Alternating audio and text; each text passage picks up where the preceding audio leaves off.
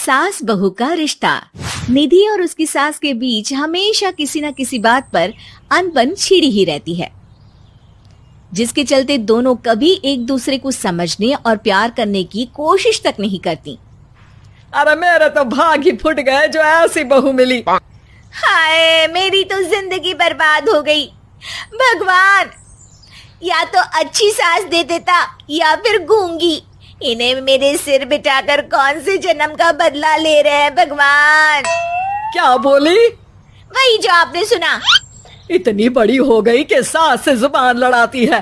अरे यही सीख कर आई है क्या मायके से? अरे नहीं नहीं, उसके लिए तो ससुराल ही काफी है। मेरी सास ने मुझे बहुत अच्छे से जुबान लड़ाना सिखाया है। हाँ। सास बहू की तीखी नोक झोंक चल ही रही होती है कि दीपू वहां आ जाता है। रिश्ता करते हुए पति पत्नी की जगह सास बहू की कुंडली मिलानी चाहिए, क्योंकि अगर सास बहू का रिश्ता अच्छा नहीं तो उनका पता नहीं, पर पति की जिंदगी तो पक्का झंड है। मुझे अपने सामने कोई झगड़ा नहीं चाहिए। बस करो दोनों। दोनों शांत होकर अपने अपने काम में बिजी हो जाती हैं। दीपू ऑफिस चला जाता है, जिसके थोड़ी ही देर में दीपू की बहन कल्पना का फोन आता है।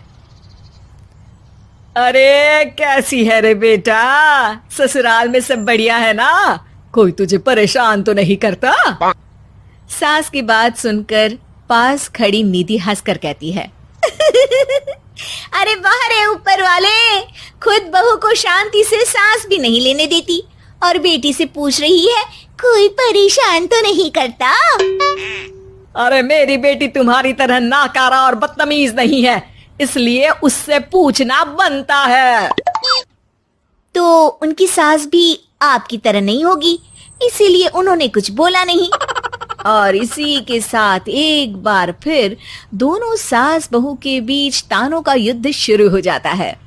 फिर कल्पना कुछ देर तक तो फोन पर सुनती रहती है, पर जब दोनों चुप होने का नाम तक नहीं लेती तो वो चिल्लाते हुए बीच में बोलती है, अरे बस करो, यहाँ फोन कान पर लगाए जब मुझसे आप दोनों की बातें सुनी नहीं जा रही तो मेरा बेचारा भाई न जाने किस हाल में होगा। अरे ये सब तेरी भाभी की वजह से है बेटा। तो माँ, आप भी कुछ कम नहीं है। आप दोनों को ही अपना रिश्ता सुधारने की जरूरत है। मैं एक बाबा को जानती हूँ जो रिश्ते सुधारने में एक्सपर्ट है। आप दोनों उनके पास जाइए। ना जी ना, मैं ऐसे ढोंगी बाबा में नहीं मानती। देखा, कहा था ना। अरे ये तो हमारे घर में शांति चाहती ही नहीं है।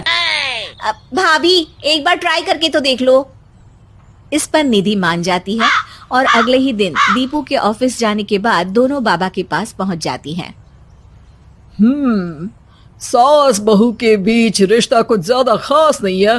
हर समय तू मैं चलती रहती है। हाँ जी हाँ, बिल्कुल सही। आप तो बहुत ज्ञानी है बाबा जी। तो उपाय सुनो। बहू को साफ और सच्चे मन के साथ सास को 12 लाल और 12 हरी चूड़ियां भेंट करनी है। मतभेद अपने आप कम हो जाएंगे। बाबा का उपाय सुन अगले दिन निधि सास को चूड़ियां भेंट कर देती है, लेकिन इससे भी उन दोनों के बीच कुछ सही नहीं होता। अरे पक्का इसने ही किलस कर चूड़ियां दी होंगी, तभी कुछ नहीं हुआ। दोनों दोबारा बाबा के पास जाती हैं। कुछ नहीं होता। तो दूसरा उपाय सुनो।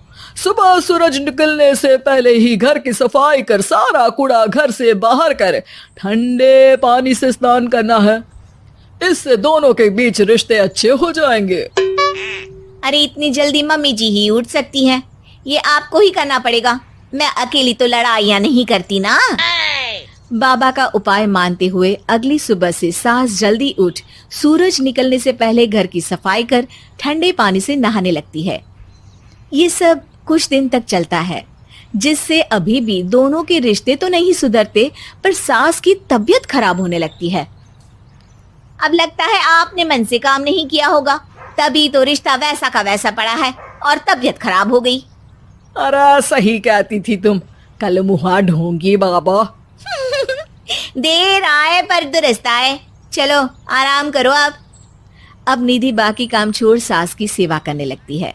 अपनी पत्नी और माँ में ऐसा बदलाव देख दीपू बिल्कुल हैरान रह जाता है। अरे कहीं बाबा ने कोई जादू टोना तो नहीं कर दिया?